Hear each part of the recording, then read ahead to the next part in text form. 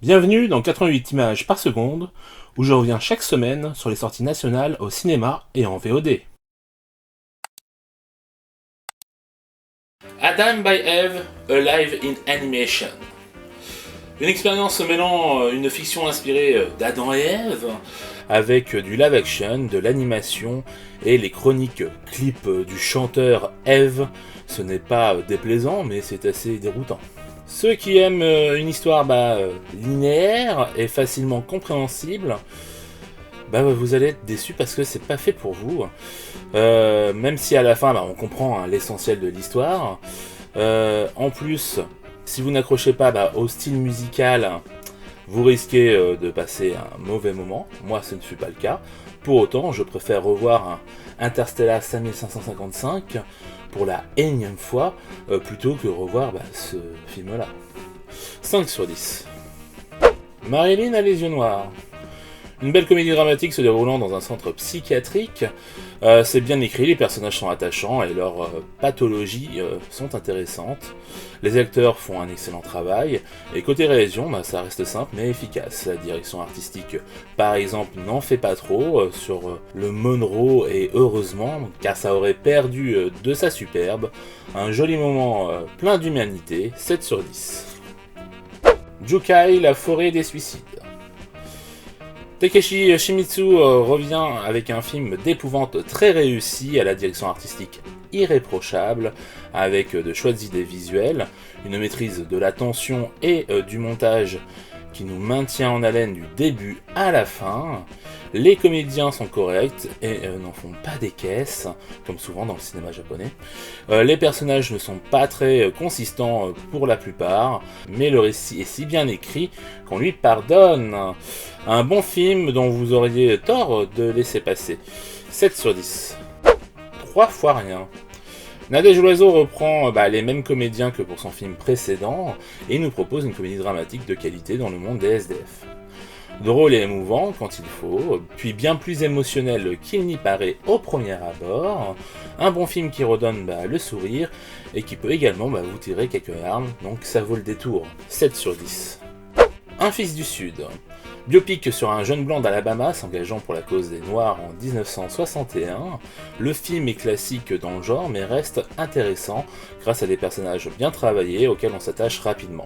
La réalisation est mécanique, les acteurs n'ont rien d'exceptionnel sans être mauvais, ce qui permet de réellement se concentrer sur le récit et la cause plus qu'à autre chose.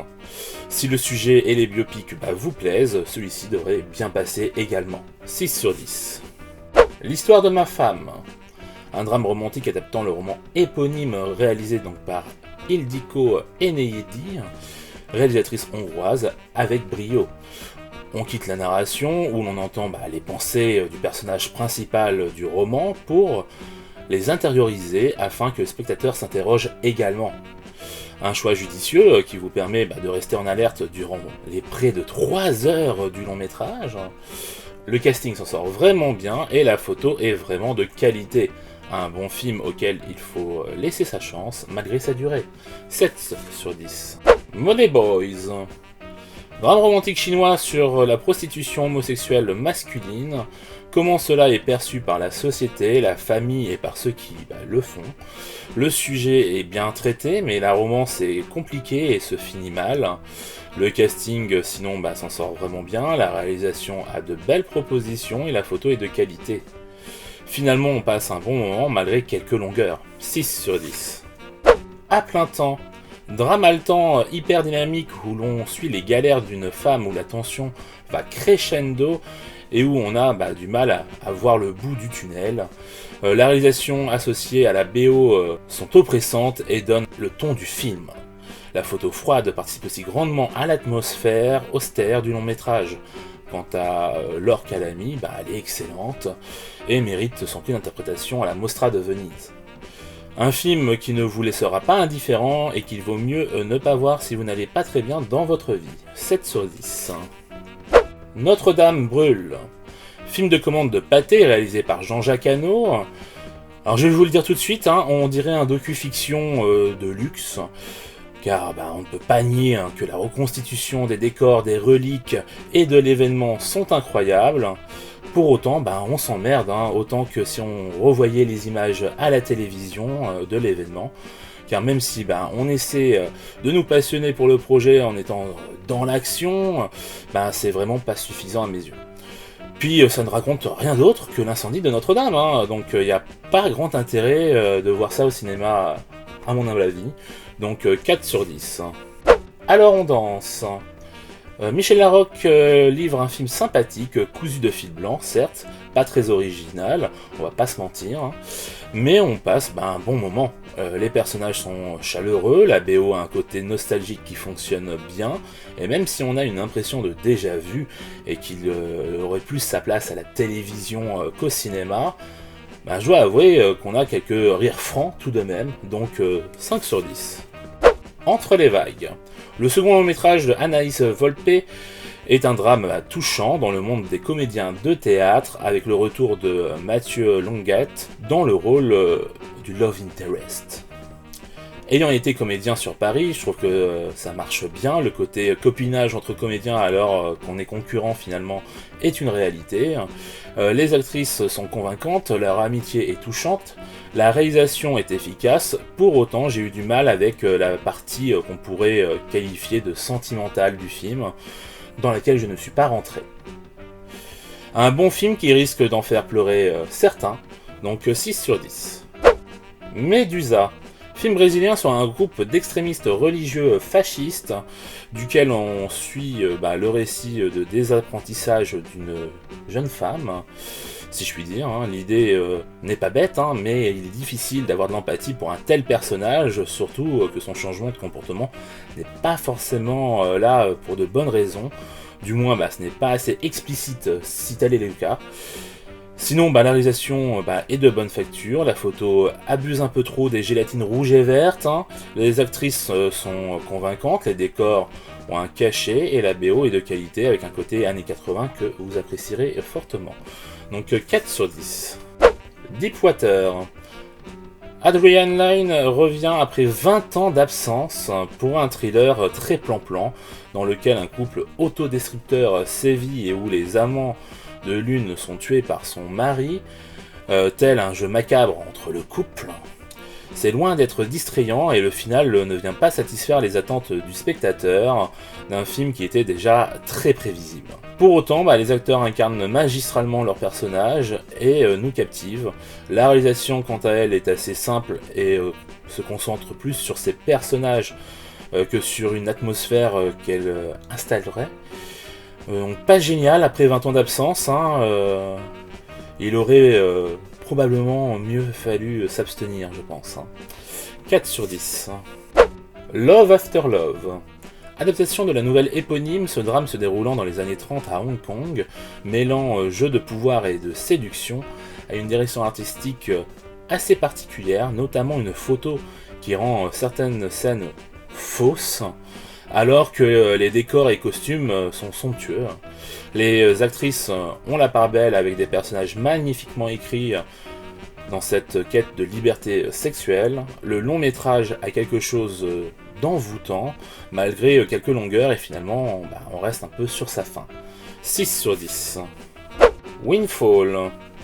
Thriller en huis clos qui semble durer une éternité, tellement le rythme est mauvais que la tension est mal gérée. À vouloir rajouter des touches d'humour très malvenues, le casting est bon mais les personnages sont creux et inintéressants. De plus, le scénario est cousu de fil blanc, ce qui n'arrange pas les choses. Le genre de film qu'il vaut mieux voir à la maison qu'au cinéma, même si la réalisation est loin d'être mauvaise. 4 sur 10. Black Crab. Ambitieux mais inégal, ce film d'action made in Netflix a une réalisation qui colle bien au genre, avec une gestion efficace des moments d'action et de tension, même si ça pourrait être plus poussé. Les personnages sont plutôt bien écrits, concernant le récit c'est pas dingue, par contre, mais assez prévisible, notamment l'épilogue n'est vraiment pas terrible. Après, les acteurs sont convaincants et la photographie rend justice au magnifique paysage nordique. Bref, sympa, mais pas transcendant. 5 sur 10. Le film de la semaine, donc, c'est À plein temps avec Laure Calamy, qui donc a eu le prix d'interprétation à la Mostra de Venise pour ce film, et c'est entièrement mérité, hein, comme je l'ai déjà dit. Là, clairement, du début à la fin, on est sur les rotules, parce qu'on est toujours en haleine à voir justement jusqu'où l'accumulation des choses, des problèmes qu'elle va avoir, jusqu'où ça va aller. Et effectivement, c'est pas évident, hein. Alors c'est certes assez cool de vouloir faire des films comme ça.